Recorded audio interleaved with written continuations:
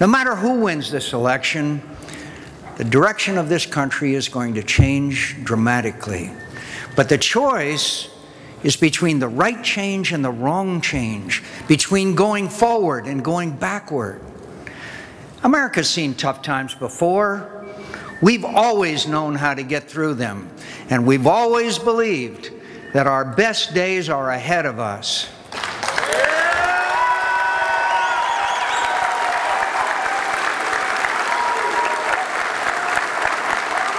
I believe that still, but we must rise to the occasion as we always have. Change what must be changed and make the future better than the past. The right change recognizes that many of the policies and institutions of our government have failed.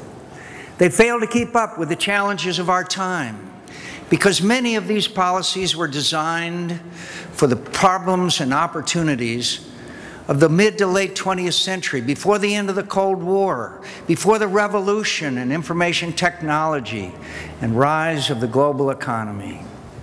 The right kind of change will initiate widespread and innovative reforms in almost every area of government policy: healthcare, energy, the environment, the tax code, our public schools, our transportation system, disaster relief, government spending and regulation, diplomacy, the military, and intelligence services.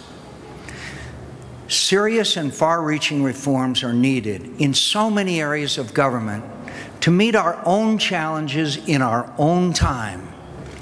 The irony is that Americans have been experiencing a lot of change in their lives attributable to these historic events. And some of these changes have distressed many American families: job loss, failing schools, prohibitively expensive health care, pensions at risk, entitlement programs approaching bankruptcy, rising gas and food prices, to name a few. But your government often acts as if it is completely unaware of the changes and hardships in your lives. And when government does take notice, often it only makes matters worse. For too long, we have let history outrun our government's ability to keep up with it. The right change will stop impeding Americans from doing what they have always done: overcome every obstacle to our progress, turn challenges and into opportunities, and by our own industry, imagination, and courage, make a better country and a safer world than the one that we inherited.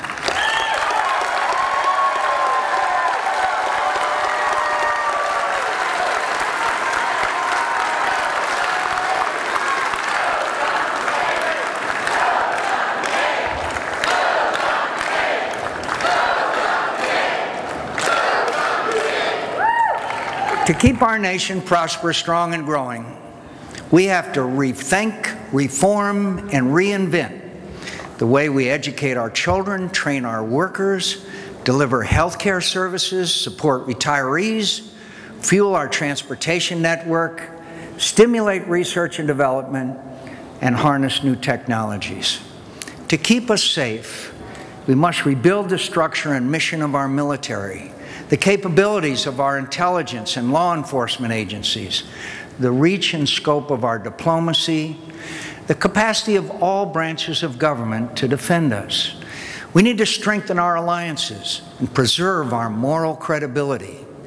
We must also prepare, far better than we have, to respond quickly and effectively to a natural calamity. You know that. You know that. You know that.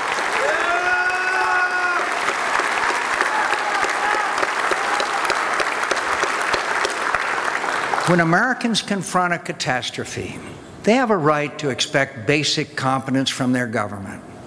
Firemen and policemen should be able to communicate with each other in an emergency. We should be able to deliver bottled hot water to dehydrated babies and rescue the infirm from a hospital with no electricity.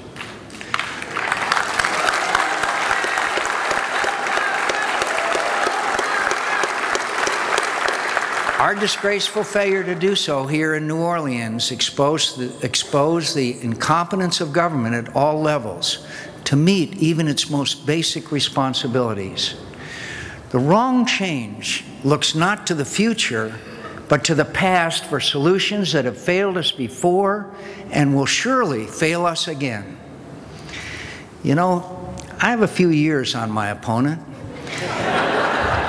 So I'm surprised that a young man has bought into so many failed ideas.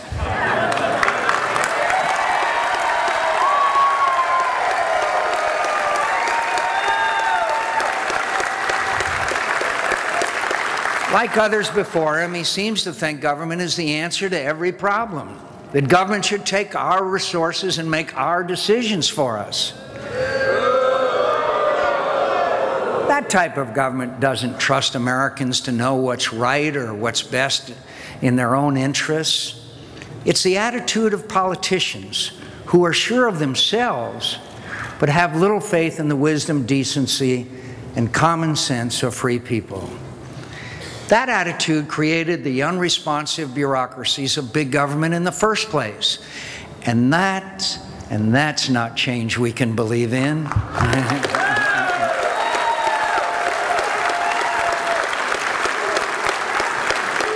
Now, you'll hear from my opponent's campaign in every speech, in every interview, every press release that I'm running for President Bush's third term.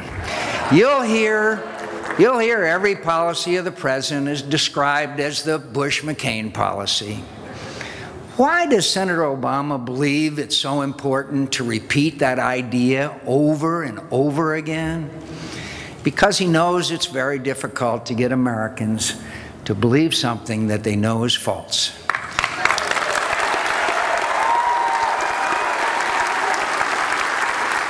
So he tries to drum it into your minds by constantly repeating it, rather than debate honestly the very different directions he and I would take the country. But the American people didn't get to know me yesterday, as they're just getting to know Senator Obama.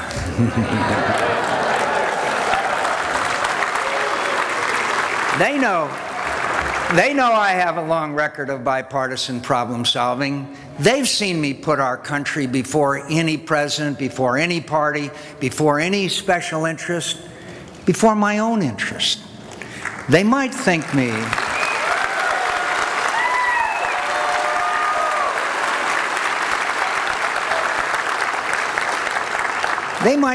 an imperfect servant of our country, which I surely am.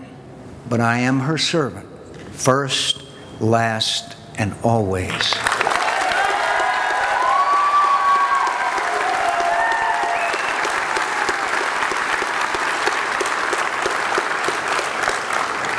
I've worked with the president to keep our nation safe, but he and I have not seen eye to eye on many issues.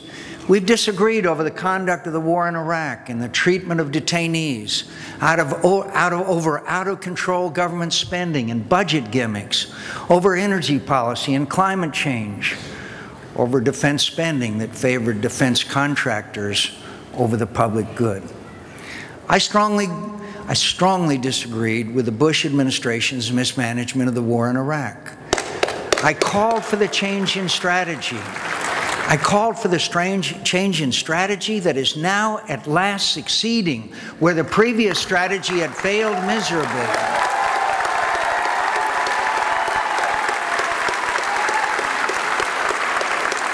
I was criticized for doing so by Republicans. I was criticized by Democrats. I was criticized by the press. But I don't answer to them. I answer to you.